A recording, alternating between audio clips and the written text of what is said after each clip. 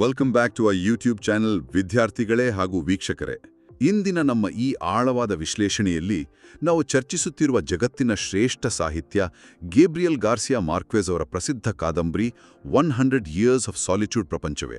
ಇಷ್ಟು ವಿಚಿತ್ರ ಮತ್ತು ಅಷ್ಟೇ ಅದ್ಭುತ ಕೂಡ. ವಿದ್ಯಾರ್ಥಿಗಳೇ, ನೀವು ಪರೀಕ್ಷೆಗೆ ತಯಾರಿ ನಡೆಸುತ್ತಿದ್ರೆ ಆ ಒಂದು ವಿಚಾರ ಸ್ಪಷ್ಟವಾಗಿರಲಿ. ಈ ಕಾದಂಬರಿ ಕೇವಲ 100 ವರ್ಷಗಳೊಂದು ಕಥೆಯಲ್ಲ.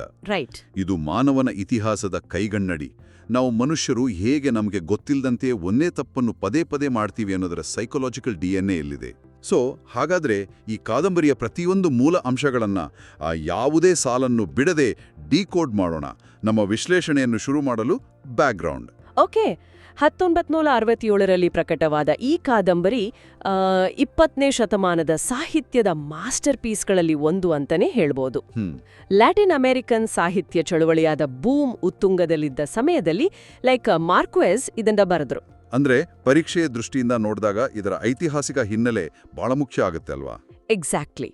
ಪರೀಕ್ಷೆಯ ದೃಷ್ಟಿಯಿಂದ ನೀವು ನೆನ್ಪಿಡಬೇಕಾದ ಮುಖ್ಯ ಅಂಶ ಏನಪ್ಪಾ ಅಂದ್ರೆ, ಈ ಕಾದಂಬರಿಯು ಕೊಲಂಬಿಯಾ ಮತ್ತು ಇಡೀ ಲ್ಯಾಟಿನ್ ಅಮೆರಿಕಾದ ಸಾಮಾಜಿಕ, ರಾಜಕೀಯ ಮತ್ತು ಐತಿಹಾಸಿಕ ನೈಜತೆಯನ್ನ ಜಗತ್ತಿನ ಮುಂದೆ ಬೆತ್ತಲೆಯಾಗಿ ಇಡುತ್ತೆ.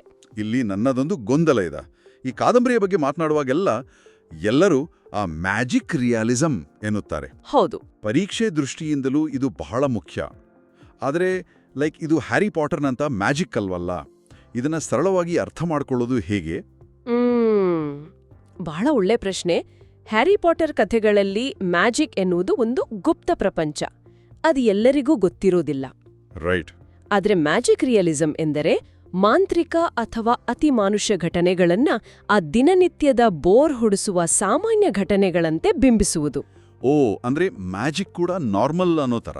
ಹೌದು. ಉದಾಹರಣೆಗೆ ನಿಮ್ಮ ಮನೆಯ ಹಾಲ್ನಲ್ಲಿ ಒಂದು ದೆವ್ವ ಕುಳಿತಿದ್ರೆ ಈ ಕಥೆಯ ಪಾತ್ರಗಳು ಭಯಪಡುವ ಬದಲು ಈ ದೆವ್ವದಿಂದಾಗಿ ಸೋಫಾ ಗಲೀಜಾಗ್ತಿದೆ ಅಂತ ಕಿರಿಕಿರಿ ಮಾಡ್ಕೊಳ್ತಾರೆ. Wow, that's really interesting. ಇದೇ ಮ್ಯಾಜಿಕ್ ರಿಯಲಿಸಂ.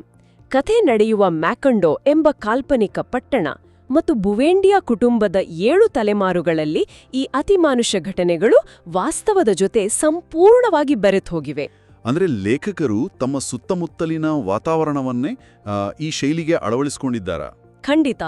ಲೇಖಕರ ಸ್ವಂತ ಬಾಲ್ಯದ ನೆನಪುಗಳು ಮತ್ತು ಅವರ ಅಜ್ಜಿ ಎಂಥದ್ದೇ ವಿಚಿತ್ರ ಕಥೆಯನ್ನಾದ್ರೂ ಮುಖದಲ್ಲಿ ಯಾವುದೇ ಭಾವನೆಗಳಿಲ್ಲದೆ ತೀರಾ ಸಹಜವಾಗಿ ಹೇಳ್ತಾ ಇದ್ದ ಶೈಲಿ ಇದಕ್ಕೆ ಸ್ಫೂರ್ತಿ.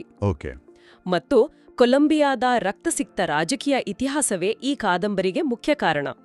ವಿದ್ಯಾರ್ಥಿಗಳೇ, ಪರೀಕ್ಷೆಯಲ್ಲಿ ನೀವು ಬರೀಬೇಕಾದ ಪ್ರಮುಖ ಥೀಮ್ಗಳು ಏನಪ್ಪಾ ಅಂದ್ರೆ ಒಂಟಿತನ, ವಿಧಿ, ಯುದ್ಧ, ಪ್ರೀತಿ. ಇದರ ಜೊತೆಗೆ ವಸಾಹತುಶಾಹಿ ಮತ್ತು ಆಧುನೀಕರಣದ ಪ್ರಭಾವಗಳನ್ನು ಕೂಡ ನಾವು ಮರೆಯುವಂತಿಲ್ಲ ಅಲ್ವಾ? ಹೌದು, ಖಂಡಿತ. 1982ರಲ್ಲಿ ಮಾರ್ಕ್ವೆಸ್ ಅವರಿಗೆ ಸಾಹಿತ್ಯಕ್ಕಾಗಿ ನೊಬೆಲ್ ಪ್ರಶಸ್ತಿ ಸಿಗಲು ಇದೇ ಆಳವಾದ ದೃಷ್ಟಿಕೋನ ಕಾರಣ. ಇಷ್ಟು ಹಿನ್ನೆಲೆ ತಿಳಿದುಕೊಂಡ ನಂತರ ಕಥೆಯ ಒಳಹೊಕ್ಕಲು ಇಂಟ್ರೊಡಕ್ಷನ್. ಓಕೆ. ಇದು 100 ವರ್ಷಗಳ ಅವಧಿಯಲ್ಲಿ ನಡೆಯುವ ಬುವಂಡಿಯಾ ಕುಟುಂಬದ ಒಂದು ಬೃಹತ್ ಫ್ಯಾಮಿಲಿ ಸಾಗಾ. ರೈಟ್. ಕಥೆ ಶುರುವಾಗೋದು ಜೋಸ್ ಅರ್ಕಾಡಿಯೋ ಬುವಂಡಿಯಾ ಮತ್ತು ಉರ್ಸುಲಾ ಇಗ್ವಾರಾನ್ ಅವರಿಂದ. ಇವರು ನಾಗರಿಕತೆಯಿಂದ ಸಂಪೂರ್ಣವಾಗಿ ಕಡಿದು ಹೋದ ಏಕಾಂತದಲ್ಲಿರುವ ಮ್ಯಾಕಾಂಡೋ ಎಂಬ ಪಟ್ಟಣವನ್ನ ಸ್ಥಾಪಿಸ್ತಾರೆ. ಈ ಕಾದಂಬರಿಯಲ್ಲಿ ಇತಿಹಾಸ ಮರುಕಳಿಸುವ ರೀತಿ ನೋಡಿದ್ರೆ ನನಗೆ ಒಂದು ಎಸ್ಕೇಪ್ ರೂಮ್ ನೆನಪಾಗುತ್ತೆ.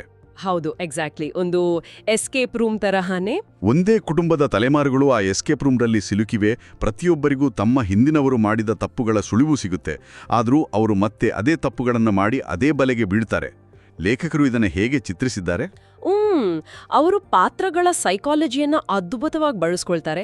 ಮನುಷ್ಯ ತನ್ನ ಹಿಂದಿನ ತಪ್ಪುಗಳಿಂದ ಕಲಿಯಲು ವಿಫಲನಾಗುವುದನ್ನ ಆ ಇಲ್ಲಿನ ಮಾಂತ್ರಿಕ ಘಟನೆಗಳು ಮುಚ್ಚಿ ಹಾಕ್ತವೆ. ಓಕೆ. ಅಂದ್ರೆ ಪಾತ್ರಗಳು ಸದಾ ಒಂಟಿತನ, ಭಾವನಾತ್ಮಕ ಪ್ರತ್ಯೇಕತೆ ಮತ್ತು ಗೀಳುಗಳ ಜೊತೆ ಹೋರಾಡ್ತವಲ್ವಾ? ಹೌದು. ಕೇವಲ ವ್ಯಕ್ತಿಗಳಲ್ಲ. ಒಂದು ಮುಗ್ಧ, ಶಾಂತಿಯುತ ಹಳ್ಳಿ ನಿಧಾನವಾಗಿ ಭ್ರಷ್ಟ ಪಟ್ಟಣವಾಗಿ ರಾಜಕೀಯ ಹಿಂಸೆ ಮತ್ತು ಆಧುನೀಕರಣದ ಹೆಸರಿನಲ್ಲಿ ಹೇಗೆ ನಾಶವಾಗುತ್ತೆ ಎನ್ನುವುದು ಕಥೆಯ ಜೀವಾಳ. ಮತ್ತಿದರ ನಿರೂಪಣಾ ಶೈಲಿ ಕೂಡ ನಾನ್ ಲೀನಿಯರ್ ಆಗಿದೆ. ಖಂಡಿತ ನಾನ್ ಲೀನಿಯರ್. ಕಥೆ ನೇರವಾಗಿ ಮುಂದಕ್ಕೆ ಹೋಗುದಿಲ್ಲ, ಹಿಂದಕ್ಕೆ ಮುಂದಕ್ಕೆ ಚಲಿಸುತ್ತೆ. ಒಂದೇ ರೀತಿಯ ಹೆಸರುಗಳು ಮತ್ತೆ ಮತ್ತೆ ಬರ್ತವೆ. ಈ ಪಟ್ಟಣದ ಟ್ರಾಜಿಕ್ ಸೈಕಲ್ ಅನ್ನ ಅರ್ಥ ಮಾಡಿಕೊಳ್ಳಲು ನಾವು ಆ ಸೈಕಲ್ನಲ್ಲಿ ಸಿಲುಕಿರುವ ಪಾತ್ರಗಳನ್ನ ನೋಡಲೇಬೇಕು. ಪರೀಕ್ಷೆಯ ದೃಷ್ಟಿಯಿಂದ ಕ್ಯಾರೆಕ್ಟರ್ ಸ್ಕೆಚ್ ಬಹಳ ಮುಖ್ಯ. ಹಾಗಾಗಿ ಮೇಜರ್ ಕ್ಯಾರೆಕ್ಟರ್ಸ್. ಓಕೆ, ಪಾತ್ರಗಳ ಪರಿಚಯ ಬಹಳ ಮುಖ್ಯ. ಜೋಸೆ ಆರ್ಕ್ಯಾಡಿಯೋ ಬುಎಂಡಿಯಾ. ಇವನು ಮ್ಯಾಕಾಂಡೋದ ಸಂಸ್ಥಾಪಕ. ಅದ್ಭುತ ಕಲ್ಪನಾಶೀಲತೆ, ವಿಜ್ಞಾನ ಮತ್ತು ಹೊಸ ಆವಿಷ್ಕಾರಗಳ ಬಗ್ಗೆ ಅತಿಯಾದ ಕುತೂಹಲ ಹೊಂದಿರುವ ವ್ಯಕ್ತಿ. ಮೆಲ್ಕ್ಯಾಡಿಸ್ ಎಂಬ ಜಿಪ್ಸಿಯೊಂದಿಗಿನ ಸ್ನೇಹ ಅಲ್ವಾ? ಹೌದು, ಮೆಲ್ಕ್ವಿಯೇಡಿಸ್ ಜೊತೆಗಿನ ಸ್ನೇಹ ಇವನಿಗೆ ಹೊಸ ಆವಿಷ್ಕಾರಗಳನ್ನ ಪರಿಚಯಿಸುತ್ತೆ. ಮ್ಯಾಕಾಂಡೋವನ್ನ ಒಂದು ಉನ್ನತ ನಾಗರಿಕತೆಯನ್ನಾಗಿ ಮಾಡುವ ಕನಸು ಇವಂದು. ಆದ್ರೆ ಇವನ ಈ ಕಲ್ಪನೆಗಳೇ ಇವನಿಗೆ ಶಾಪವಾಗ್ತವೆ. ಜ್ಞಾನ ಮತ್ತು ಆಲ್ಕಿಮಿ ಅಥವಾ ರಸವಿದ್ಯೆಯ ಮೇಲಿನ ಇವನ ಗೀಳು ಎಷ್ಟರ ಮಟ್ಟಿಗೆ ಇರುತ್ತೆ ಅಂದ್ರೆ ಅವನು ವಾಸ್ತವ ಪ್ರಪಂಚದಿಂದಲೇ ಕಳೆದುಕೊಳ್ತಾನೆ. ನಿಜ. ಕೊನೆಗೆ ಹುಚ್ಚನಾಗಿ ಒಂದು ಚೆಸ್ನಟ್ ಮರಕ್ಕೆ ಕಟ್ಟಿವಾಕಲ್ಪಡ್ತಾನೆ. ಆದ್ರೆ ಆ ಮರಕ್ಕೆ ಏಕೆ ಕಟ್ಟಬೇಕು? ಅದರ ಹಿಂದಿನ ಸಂಕೇತ ಏನು? ಆ ಮರವು ಪ್ರಕೃತಿ ಜ್ಞಾನ ಮತ್ತು ಬಂಧನದ ಸಂಕೇತ. ಮನುಷ್ಯನ ಮಹತ್ವಾಕಾಂಕ್ಷೆಗೆ ಮಿತಿ ಇಲ್ಲದಿದ್ದಾಗ ಅವನು ತನ್ನ ದೈನಂದಿನ ಜವಾಬ್ದಾರಿಗಳಿಂದ ದೂರ ಓಡ್ತಾನೆ. ಓಕೆ, ಪ್ರತಿಭೆ ಮತ್ತು ಹುಚ್ಚುತನದ ನಡುವೆ ಇರೋದು ಒಂದು ಸಣ್ಣ ಗೆರೆ ಮಾತ್ರ. ಜೋಸ್ ಆರ್ಕ್ಯಾಡಿಯೋ ಆ ಗೆರೆಯನ್ನ ದಾಟ್ತಾನೆ. ನಿಯಂತ್ರಣವಿಲ್ಲದ ಆಸೆಯು ಮನುಷ್ಯನನ್ನು ಹೇಗೆ ಪ್ರತ್ಯೇಕಿಸುತ್ತೆ ಎಂಬುದಕ್ಕೆ ಇವನೇ ಮೊದಲ ಉದಾಹರಣೆ. ರೈಟ್. ಇನ್ನು ಮುಂದಿನ ಪಾತ್ರ ಉರ್ಸುಲಾ ಇಗ್ವಾರಾನ್. ಉರ್ಸುಲಾ ಇಡೀ ಬುವೆಂಡಿಯಾ ಕುಟುಂಬದ ಬೆನ್ನೆಲುಬು. ಕಾದಂಬರಿಯಲ್ಲಿ ಅತ್ಯಂತ ಕಠಿಣ ಪರಿಶ್ರಮಿ ಮತ್ತು ಪ್ರಾಯೋಗಿಕವಾಗಿ ಯೋಚಿಸುವ ಏಕೈಕ ವ್ಯಕ್ತಿ ಇವಳೇ. ಗಂಡ ಗಾಳಿಯಲ್ಲಿ ಗೋಪುರ ಕಟ್ಟುತ್ತಿದ್ರೆ ಇವಳು ತನ್ನ ವ್ಯಾಪಾರ ಕೌಶಲ್ಯಗಳಿಂದ ಇಡೀ ಕುಟುಂಬವನ್ನ ಆರ್ಥಿಕವಾಗಿ ಸಲಹುತ್ತಾಳೆ ಅಲ್ವಾ? ಹೌದು.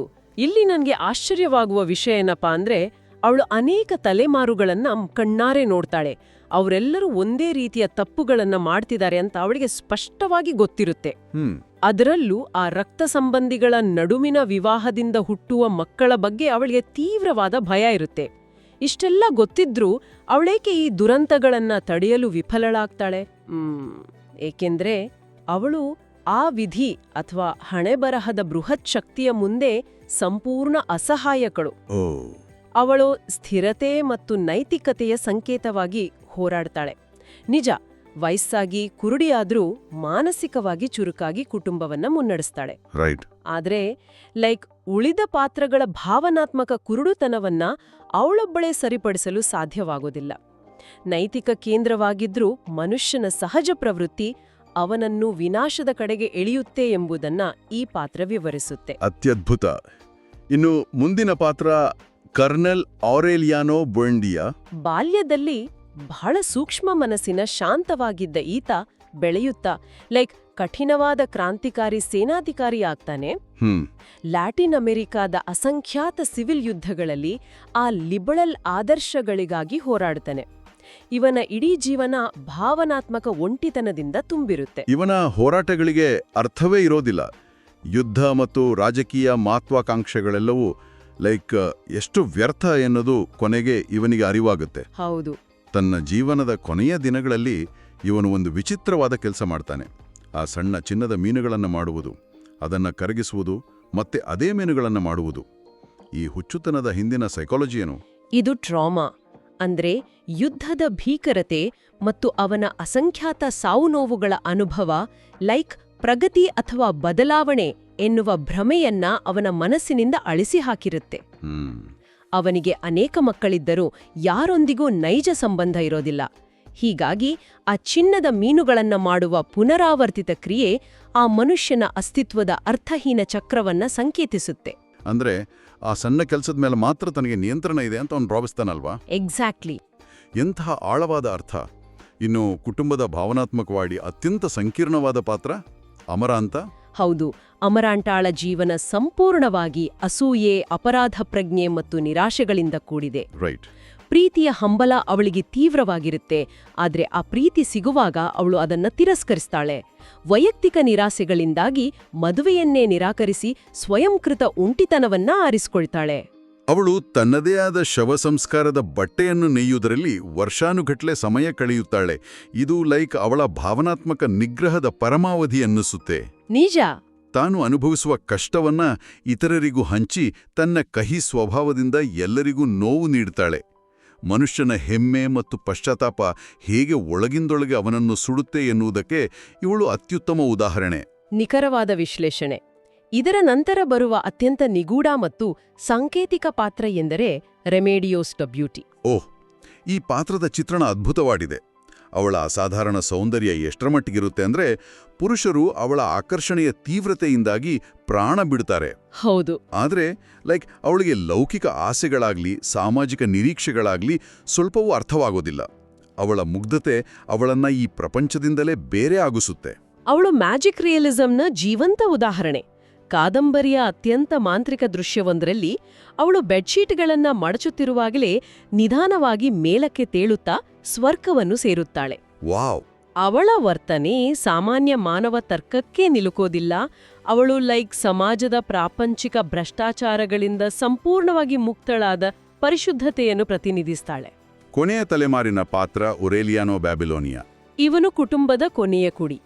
ಇವನಿಗೆ ಮೆಲ್ಫಿಯಾಡೆಸ್ನ ಆ ನಿಗೂಢ ಹಸ್ತಪ್ರತಿಗಳನ್ನ ಓದುವ ದೊಡ್ಡ ಗೀಳು. ಹಿಂದಿನ ಯಾವ ತಲೆಮಾರುಗಳಿಗೂ ಇರದಷ್ಟು ತನ್ನ ಕುಟುಂಬದ ಇತಿಹಾಸವನ್ನು ಅರ್ಥ ಮಾಡಿಕೊಳ್ಳುವ ತುಡಿತ ಇವನಿಗಿರತ್ತೆ. ಏಕಾಂಗಿಯಾಗಿ ಸದಾ ಅಧ್ಯಯನದಲ್ಲೇ ಮುಳುಗಿರ್ತಾನೆ.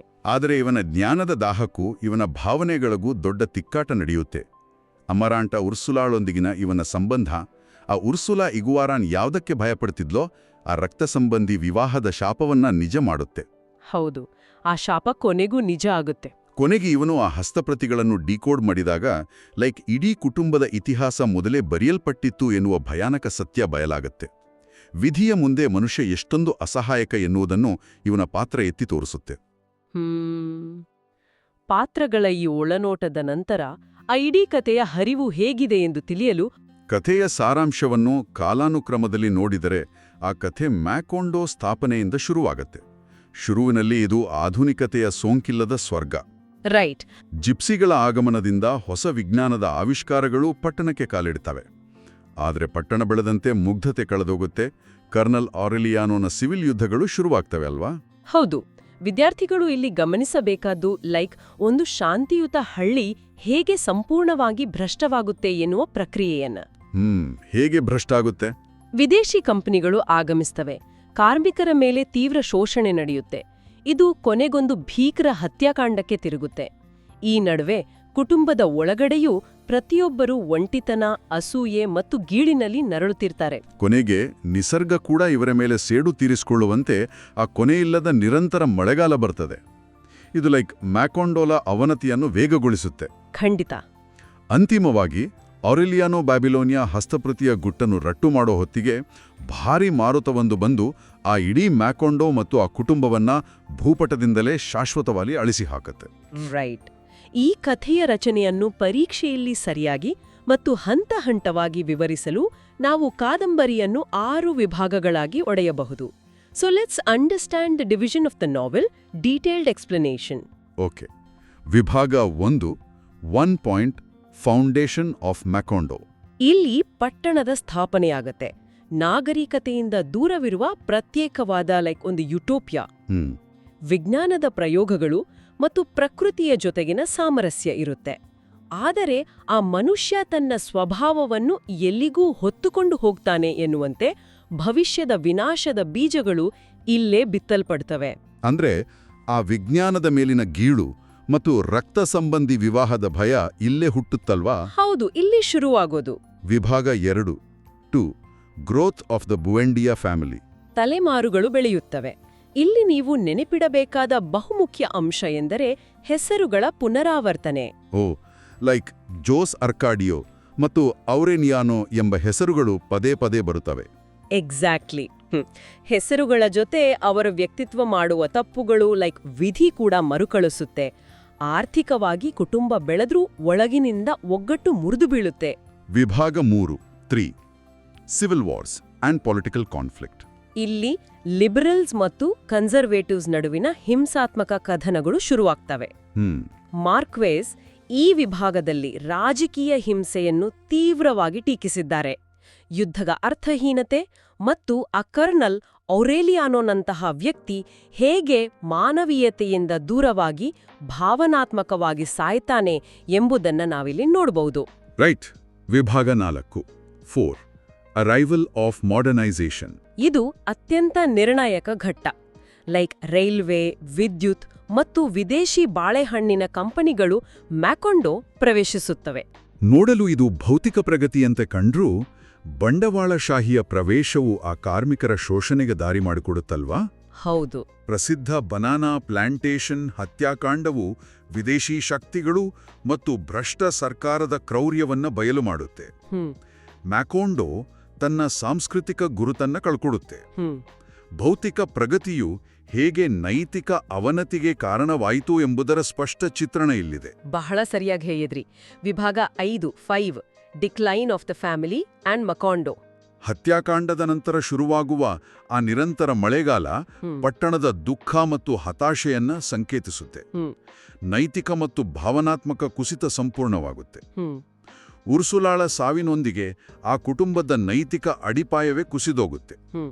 ಏಕಾಂಗಿ ತನ್ನ ಪ್ರತಿಯೊಂದು ಪಾತ್ರವನ್ನು ಸಂಪೂರ್ಣವಾಗಿ ನುಂಗಿ ಹಾಕುತ್ತೆ. ಮತ್ತು ಅಂತಿಮ ವಿಭಾಗ 6 ಫೈನಲ್ ಜನರೇಷನ್ ಅಂಡ್ ಡಿಸ್ಟ್ರಕ್ಷನ್.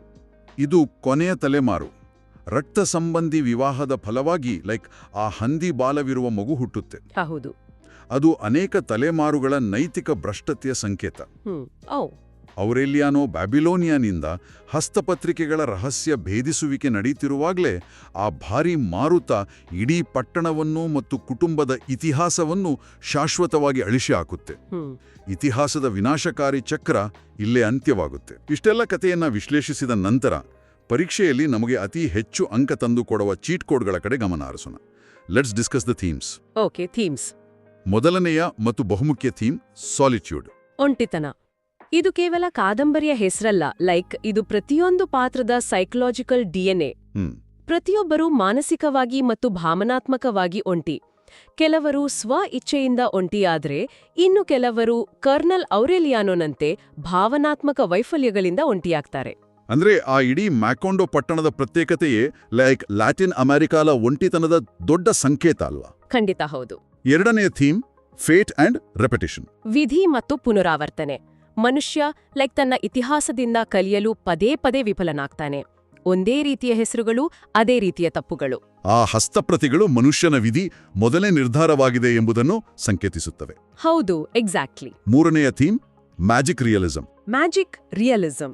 ನಾವು ಮೊದಲೇ ಚರ್ಚಿಸಿದಂತೆ ಆ ಗಾಳಿಯಲ್ಲಿ ತೇಲುವುದು, ಭವಿಷ್ಯ ನುಡಿಯುವುದು, ದೆವ್ವಗಳ ಜೊತೆ ಮಾತನಾಡುವುದನ್ನ ದಿನನಿತ್ಯದ ಸಾಮಾನ್ಯ ಘಟನೆಗಳಂತೆ ಬಿಂಬಿಸುವುದು. ಇದು ಫ್ಯಾಂಟಸಿ ಮತ್ತು ವಾಸ್ತವದ ಬೆರಕೆ. ನಾಲ್ಕನೆಯ ಥೀಮ್ ಟೈಮ್ ಅಂಡ್ ಹಿಸ್ಟ್ರಿ. ಸಮಯ ಮತ್ತು ಇತಿಹಾಸ. ಇಲ್ಲಿ ಸಮಯ ನೇರವಾಗಿ ಮುಂದಕ್ಕೆ ಹೋಗೋದಿಲ್ಲ. ಅದು ವೃತ್ತಾಕಾರವಾಗಿದೆ, ಅಂದ್ರೆ ಸೈಕ್ಲಿಕಲ್. ಓಕೆ. ಇತಿಹಾಸದ ಚಕ್ರದಲ್ಲಿ ಸಮಾಜಗಳು ಹೇಗೆ ಒಂದೇ ರೀತಿಯ ತಪ್ಪುಗಳನ್ನ ಮಾಡ್ತವೆ ಮತ್ತು ಆ ಮನುಷ್ಯ ಹೇಗೆ ತನ್ನದೇ ವಿನಾಶದ ಬೀಜಗಳನ್ನ ಬಿತ್ತುತ್ತಾನೆ ಎಂಬುದನ್ನು ಇದು ತೋರಿಸುತ್ತೆ. ಐದನೆಯ ಥೀಮ್ ಲವ್ ಅಂಡ್ ಡಿಸೈರ್. ಪ್ರೀತಿ ಮತ್ತು ಆಸೆ. ಕಾದಂಬರಿಯಲ್ಲಿ ಪ್ರೀತಿ ಯಾವಾಗಲೂ ನೋವು ಅಥವಾ ವಿನಾಶಕಾರಿಯಾಗಿದೆ. ರೈಟ್. ಅಸೂಯೆ, ನಿರಾಸೆ ಮತ್ತು ರಕ್ತ ಸಂಬಂಧಿಗಳ ನಡುವಿನ ಆಕರ್ಷಣೆ ಪಾತ್ರಗಳನ್ನ ಇನ್ನಷ್ಟು ಒಂಟಿತನದ ಕಡೆಗೆ ನೂಕುತ್ತೆ. ನಿಜ. ಅಂತಿಮವಾಗಿ ನಾವು ಅರ್ಥ ಮಾಡ್ಕೊಳ್ಬೇಕಾದದ್ದು ಮ್ಯಾಕೋಂಡೋ ಕೇವಲ ಒಂದು ಊರಲ್ಲ, ಅದು ಇಡೀ ಲ್ಯಾಟಿನ್ ಅಮೆರಿಕಾದ, ಅಥವಾ ವಿಶಾಲವಾಗಿ ಹೇಳುವುದಾದ್ರೆ ಇಡೀ ಮಾನವ ಸಮಾಜದ ಏರಿಳಿತಗಳ ಸಂಕೇತ. ಮುಗ್ಧತೆಯಿಂದ ಶುರುವಾಗಿ ಜ್ಞಾನದ ಹುಡುಕಾಟ, ರಾಜಕೀಯ ಸಂಘರ್ಷ, ಆಧುನೀಕರಣದ ಹೆಸರಿನಲ್ಲಿ ಬರುವ ಶೋಷಣೆ ಮತ್ತು ಅಂತಿಮವಾಗಿ ವಿನಾಶ. ಇದು ಆ ಸಾಂಸ್ಕೃತಿಕ ಮತ್ತು ಭಾವನಾತ್ಮಕ ಪ್ರತ್ಯೇಕತೆಯನ್ನ ಪ್ರತಿನಿಧಿಸುತ್ತೆ. ನಿಜಕ್ಕೂ ಇದೊಂದು ವಿಸ್ಮಯಕಾರಿಯಾದ ಕಾದಂಬರಿ. ನಾವು ಕೇವಲ ಒಂದು ಕಥೆಯನ್ನ ಓದಿಲ್ಲ, ಬದಲಾಗಿ ಮನುಷ್ಯನ ಮನಸ್ಸಿನ ಆಳವಾದ ಪದರಗಳನ್ನ, ಆ ಮ್ಯಾಕೋಂಡೋದ ಇತಿಹಾಸವನ್ನ ಇಂದಿನ ಚರ್ಚೆಯಲ್ಲಿ ಅರ್ಥ ಮಾಡಿಕೊಂಡಿದ್ದೇವೆ. ಹೌದು, ಖಂಡಿತ. ಪರೀಕ್ಷೆಯಲ್ಲಿ ಬರೆಯುವಾಗ ಈ ಏಕೆ ಮತ್ತು ಹೇಗೆ ಎನ್ನೋ ವಿಶ್ಲೇಷಣೆ ನಿಮ್ಮ ಉತ್ತರಗಳಿಗೆ ಹೆಚ್ಚು ತೂಕ ನೀಡುತ್ತೆ. ಹೌದು. ವೀಕ್ಷಕರೇ, ಈ ಅದ್ಭುತವಾದ ಆಳವಾದ ವಿಶ್ಲೇಷಣೆ ನಿಮಗೆ ಪರೀಕ್ಷೆಯ ದೃಷ್ಟಿಯಿಂದ ಹಾಗೂ ವೈಯಕ್ತಿಕವಾಗಿ ಇಷ್ಟವಾಗಿದೆ ಅಂತ ಭಾವಿಸ್ತೇವೆ. ನಿಮಗೆ ಈ ಚರ್ಚೆ ಉಪಯುಕ್ತ ಅನಿಸಿದರೆ ದಯವಿಟ್ಟು ನಮ್ಮ ಯೂಟ್ಯೂಬ್ ಚಾನಲ್ಗೆ ಸಬ್ಸ್ಕ್ರೈಬ್ ಆಗಲು ಮರೆಯದಿರಿ. Hey Karnataka viewers, if you find this explanation helpful, kindly subscribe to this YouTube channel for more English literature and literary theory lectures. Jai RCB.